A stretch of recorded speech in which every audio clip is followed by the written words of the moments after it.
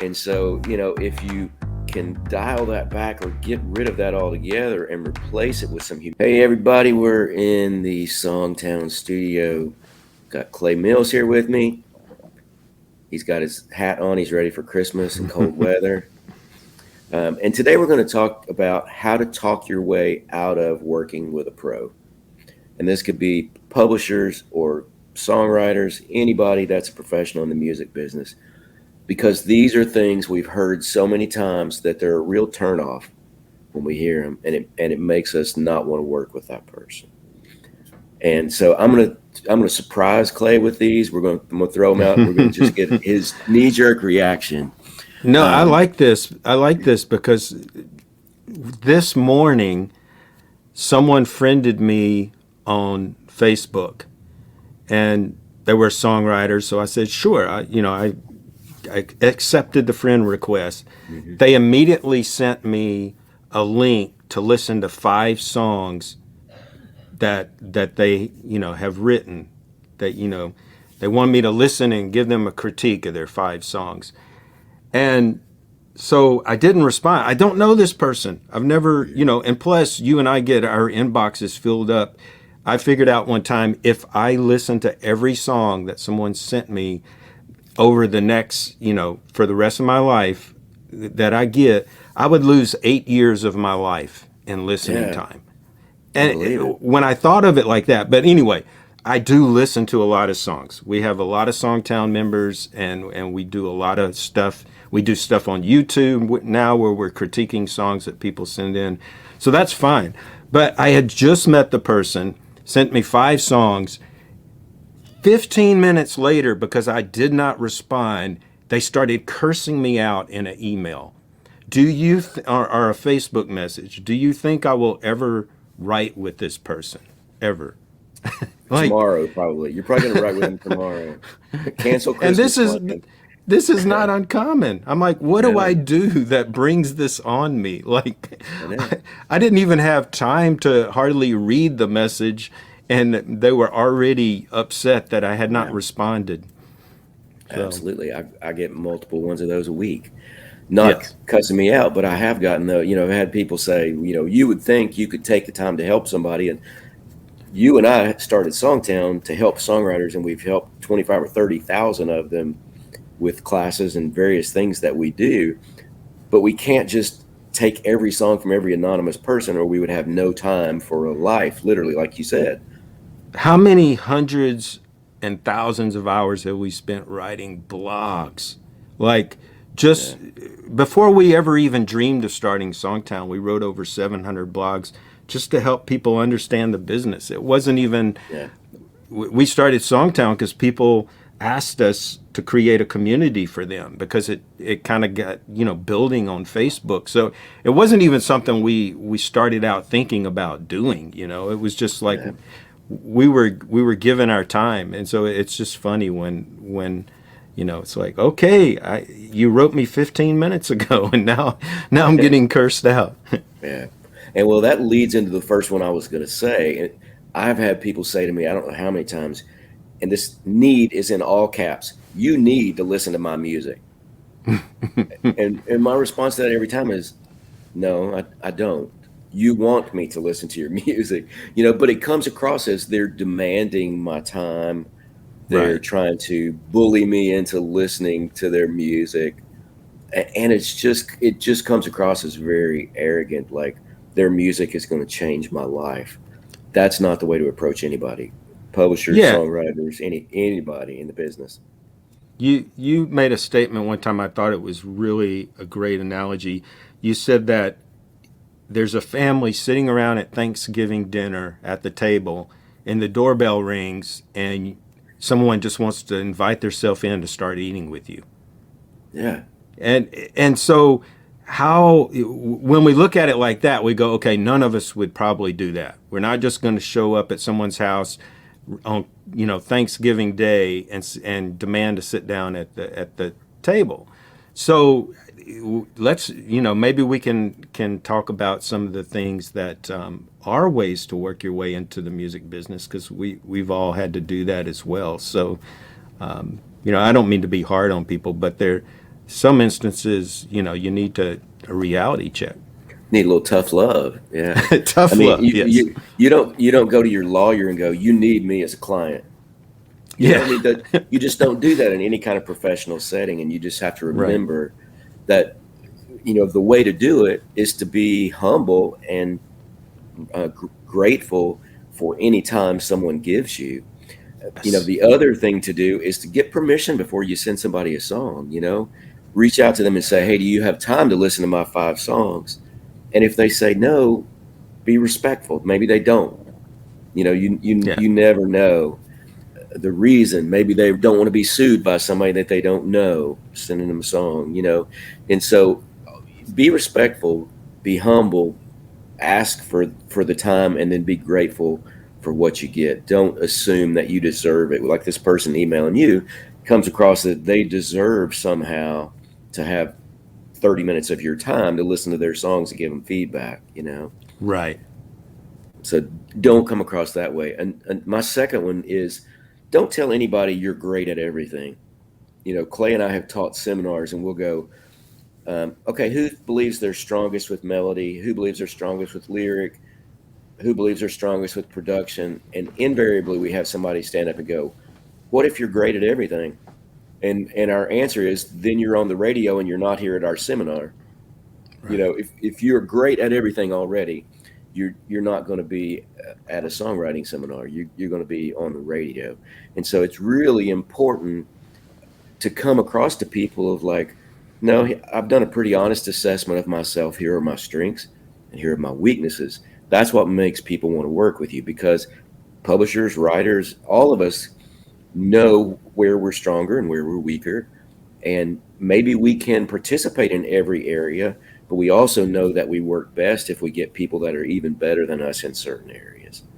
Yeah. And so, you want to come across that you kind of have that learner's mindset, and that you have done a pretty honest assessment of yourself, and not blustery telling everybody how great you are at everything, because in their mind they're going to already go, this person doesn't have a clue, because if they were that good, they would already be succeeding.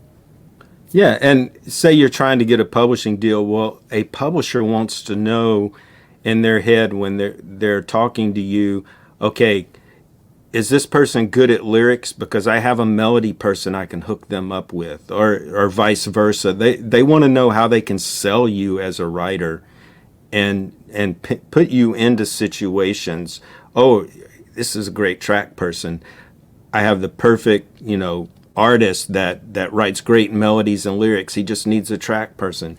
So a publisher wants to know what your superpower is, to be Yeah. able to market you as a writer and plug you into situations. And there are people, your superpower may be, you might be good at everything, but not great. And what I mean is, there are people that can walk in a room one day and realize the co-writing room needs a lyricist that day, so they can do that. Or maybe the next day they realize the room needs a melody person, so they can do that. Maybe they're not the world's greatest, but they're really good at everything. So they're kind of like a utility player in baseball, where you can plug them into different positions. That may be your superpower, but very few people are a genius level at everything. That's going to Yeah. come across the wrong way if you try to go out and sell. It's almost like every action has an equal or greater reaction. So if you go out and tell Mhm. the world how great I am, then there's going to be a backlash of, no, you're not really that great. Right. So it's almost better to be humble and let I won't say almost, I would say Yeah. 100% of the time, it's better to be humble and blow people away with your abilities and your skills that you've learned. You've developed your skills. Yeah. Let other people tell you you're great. You don't have to tell them. If you're great, you Yeah. don't have to tell people. Another thing that I have seen happen, which is really interesting, is people demanding a co-write or demanding a meeting with a publisher. We had a guy come in one time at a publishing company where I worked, and he literally said to the receptionist, I'm going to sit in this chair until the top guy here meets with me. And her response was, well, he's in Canada for a week, so you're gonna be, you might want to order some food. But we literally had to call the police on the guy to get him out of there. And Yeah. that's an extreme example. But I've had people. I had a guy one time come in, and he had messed up his calendar and thought he was writing with me on this Thursday, and I had someone else. And so he said, well, move him. And I'm like, well, I'm not going to move the person that, it was 30 minutes before I was supposed to write with him. I'm not going to call him and tell him I can't write with you because this guy just showed up that I don't know and demanded to write with me.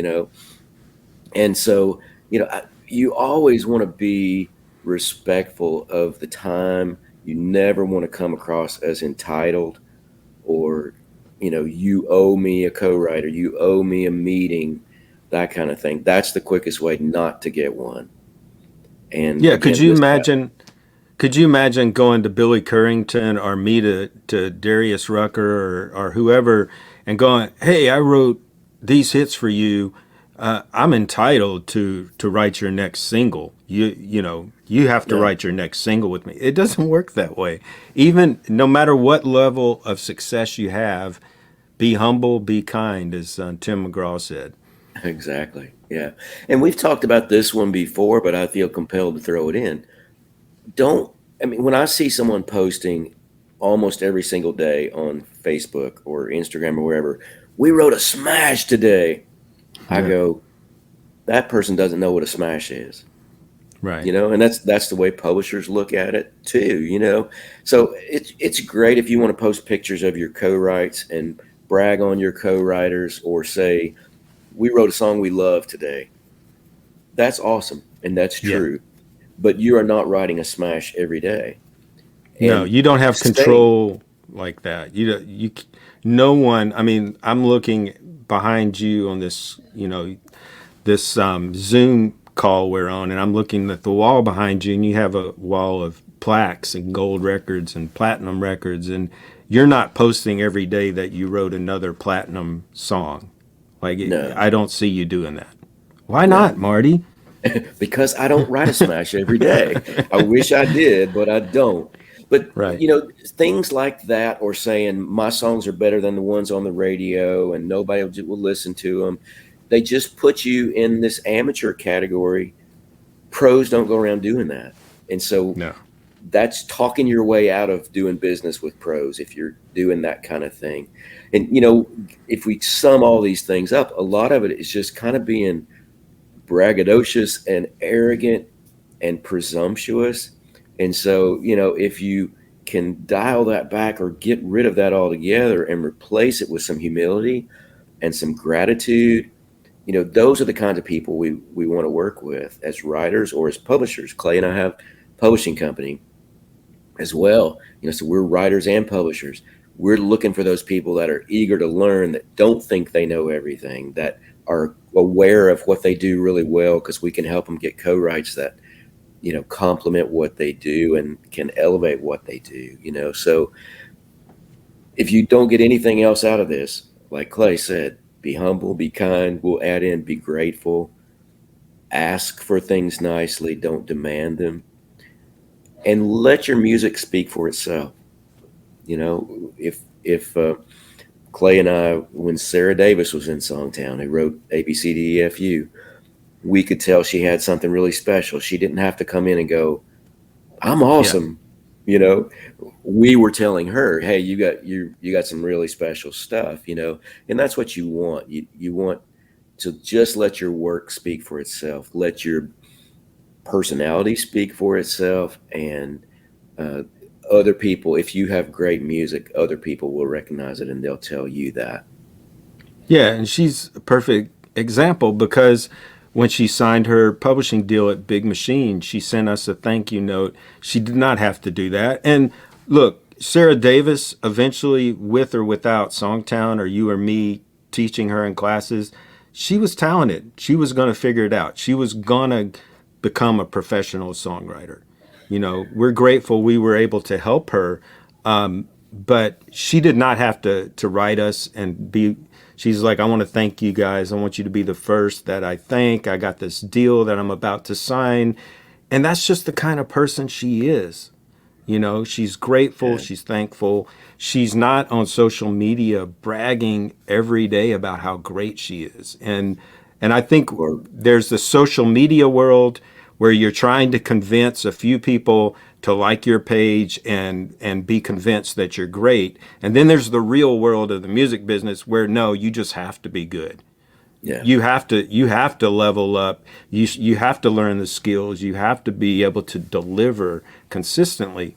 And no amount of braggadocious is going to get you to the level of delivering consistently great stuff. That's work. And so that's why you don't see great writers doing that every day. They're too busy working, and yeah. trying to get better. Yeah, you can bluster and brag your way into a big social media following. You can't do that into a publishing deal because those people No. have to work with you every day. If they don't want to be around you, it's not going to happen. So Exactly. don't mistake seeing people get a big followings with some of that kind of stuff with actual real life success, because that's not how it works. Yeah, we see a lot of people with large social media followings get record deals. They can't write a great song. They lose their record deal. It all comes down when the rubber meets the road of how well you can deliver. Yeah. And if you're someone that people want to work with, Yeah. because I've had plenty of people go, I've heard publishers say, man, that guy over there's really talented, but I can't put up with him. I don't want to tolerate him. It's just not worth it, Yeah. So don't be those people. Don't talk your way out of working with pros. If in doubt, keep your mouth shut and let your music speak for itself. But always be grateful and humble and kind. This has Clay, been another tough love lesson from Marty that's Dodson. That's right. We've got our masterclasses coming up in January. We've got some spots open in the lyric class or the melody class. If you've taken them before, we've got a few spots open in the advanced lyric or melody class. So you can go, there'll be a link in the show notes you can go to and check out, get more information, sign up for those classes, but we'd love to have you. It's a great way to start off the year with kind of jump starting your songwriting, putting some new tools in the toolbox, refreshing yourself on some basics, but also really building a good foundation for your writing. Yeah, we'll So be check out taking applications stop at January 7th. So get your application in before then. All right. We'll see you next Tuesday. Take care. Have great holidays. Peace. Cheers. We kept you after school again today. So we're not going to have a song, but we have some great songs to be coming up in future episodes.